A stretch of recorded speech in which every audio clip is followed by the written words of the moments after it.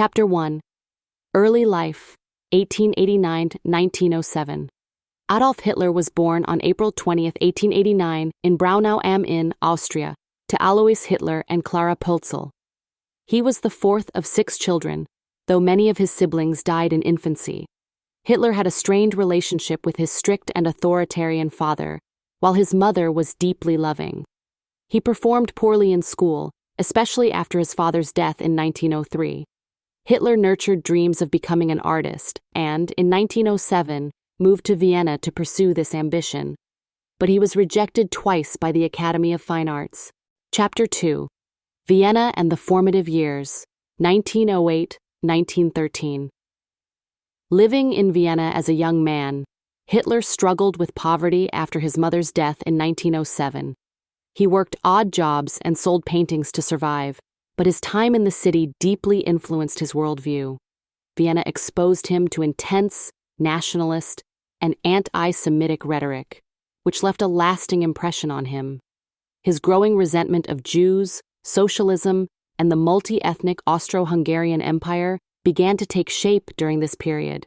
Despite these failures and frustrations, he avoided military service for Austria and moved to Munich, Germany, in 1913. Chapter 3. World War I and Aftermath, 1914–1919.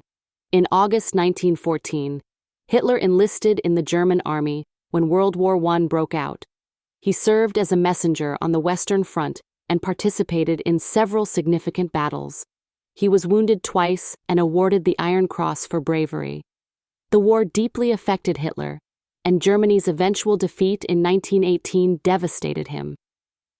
He felt betrayed by the German leadership and the Treaty of Versailles, which placed heavy reparations on Germany. This bitterness helped shape his political ideas about nationalism, militarism, and the stab-in-the-back myth, blaming Jews and communists for Germany's downfall. Chapter 4.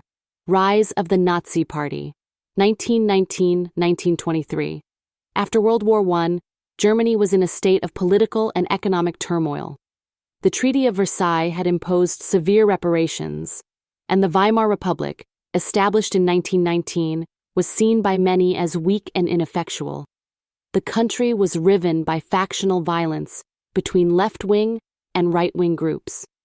In this volatile atmosphere, Hitler began his political career. In 1919, Hitler joined the German Workers' Party, Deutsche Arbeiterpartei or DAP, a small nationalist and anti-Semitic group founded by Anton Drexler. Hitler quickly became one of its most vocal members, attracting attention with his oratory skills. In 1920, the party rebranded itself as the National Socialist German Workers' Party, NSDAP, or Nazi Party. Hitler's charismatic leadership and propaganda abilities helped grow the party's membership.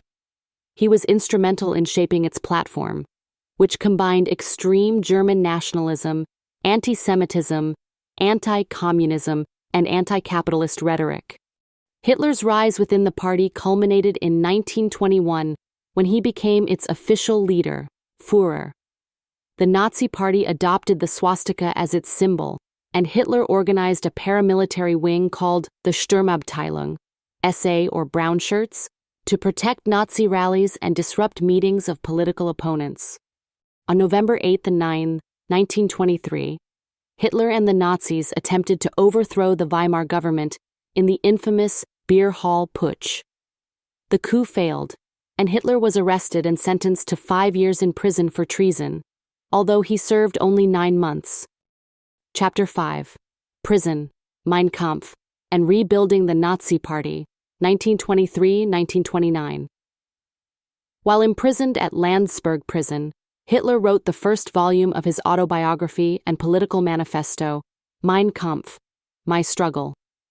In the book, he outlined his vision for Germany's future, including the concept of Lebensraum, living space, for the German people, which he believed should be achieved through the conquest of Eastern Europe. He also expounded on his virulent anti-Semitism, advocating for the exclusion and elimination of Jews from German society. Mein Kampf became the foundation of Nazi ideology, though it initially sold poorly. After his release from prison in December 1924, Hitler began rebuilding the Nazi Party, which had been banned after the failed putsch. He decided to take a legal route to power, focusing on propaganda and electoral strategies rather than revolution. The late 1920s were a difficult period for the Nazi Party. Germany was recovering from the hyperinflation crisis of 1923, and the Weimar government stabilized under the leadership of Chancellor Gustav Stresemann. However, the party slowly grew its base by appealing to middle-class Germans, veterans, and others who felt disillusioned with the Weimar Republic. Hitler also began forming alliances with conservative politicians, business elites, and army officers who shared his disdain for democracy and fear of communism. Chapter 6: The Great Depression and Nazi Electoral Success, 1929-1933. The Wall Street crash of 1929 and the ensuing Great Depression devastated the German economy. Unemployment soared, and social unrest grew as people lost faith in the Weimar government. This crisis provided the Nazis with an opportunity to increase their influence. Hitler capitalized on the public's anger and desperation, presenting himself as a strong leader who could restore Germany's former glory. In the 1930 election, the Nazi Party gained a stunning victory, becoming the second-largest party in the Reichstag, German parliament. Hitler continued to refine his message of nationalism, blaming Jews, communists, and the Treaty of Versailles for Germany's problems. His speeches were powerful and effective, rallying many Germans to his cause. By 1932, the Nazis had become the largest party in the Reichstag, though they did not have an outright majority. Hitler ran for president in 1932 but lost to the incumbent, Paul von Hindenburg.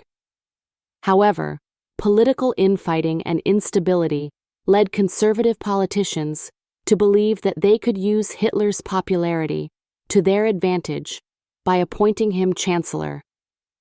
On January 30, 1933, Hitler was sworn in as Chancellor of Germany. Chapter 7: Consolidation of Power, 1933-1934. Once in power, Hitler moved quickly to consolidate control over Germany. The Reichstag fire in February 1933, which the Nazis blamed on communists, allowed Hitler to push through the Reichstag fire decree, suspending civil liberties and allowing the arrest of political opponents. In March 1933, the Reichstag passed the Enabling Act, giving Hitler dictatorial powers and effectively ending democracy in Germany. The Nazi regime quickly established a one-party state, with political opposition banned or neutralized. The SA, led by Ernst Röhm, became increasingly powerful and threatened the regular army's influence. Fearing Röhm's ambitions, Hitler ordered a purge of the SA leadership during the Night of the Long Knives, in June 1934, solidifying his control over the Nazi Party and the military. When President Hindenburg died in August 1934, Hitler merged the offices of President and Chancellor, declaring himself Führer of Germany. The military swore an oath of personal loyalty to Hitler, cementing his absolute authority. Chapter 8: Nazi Germany and the Path to War, 1934-1939. With full control of Germany, Hitler set about implementing his vision for a racially pure totalitarian state. He launched a massive rearmament program, violating the Treaty of Versailles and preparing Germany for future expansion. The regime also passed a series of anti-Jewish laws, including the Nuremberg Laws of 1935, which stripped Jews of their rights as citizens and laid the groundwork for the Holocaust. Hitler's foreign policy aimed at undoing the Treaty of Versailles and expanding Germany's territory. In 1936, German troops reoccupied the Rhineland, and in 1938, Hitler annexed Austria in the Anschluss. Later that year, he forced the Sudetenland's cession from Czechoslovakia after the Munich Agreement, a prime example of the Allies' policy of appeasement. In March 1939, Hitler's forces invaded and occupied the remainder of Czechoslovakia, and in September 1939, Germany's invasion of Poland sparked World War II. By this time, Hitler had formed alliances with Italy and Japan, setting the stage for a global conflict. Chapter 9. World War II and the Holocaust, 1939–1945. World War II began with the German invasion of Poland on September 1, 1939. Within weeks, Poland fell, and Germany turned its attention to Western Europe. In 1940, Hitler's forces swept through Denmark, Norway, Belgium, the Netherlands, and France. By mid-1940, Hitler dominated most of Europe, with Britain standing alone in defiance. Hitler's military successes were initially spectacular, but his overreach led to disaster. In 1941, he launched Operation Barbarossa, the invasion of the Soviet Union, which became a turning point in the war. Despite early victories, the harsh Russian winter and fierce Soviet resistance halted the German advance. Meanwhile, in December 1941, Hitler declared war on the United States, further expanding the conflict.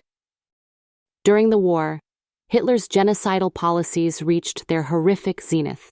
The Nazi regime systematically exterminated 6 million Jews and millions of others, including Roma, Poles, Soviet prisoners of war, disabled individuals, and political dissidents. In what became known as the Holocaust, concentration and extermination camps like Auschwitz, Treblinka, and Sobibor became symbols of Nazi brutality.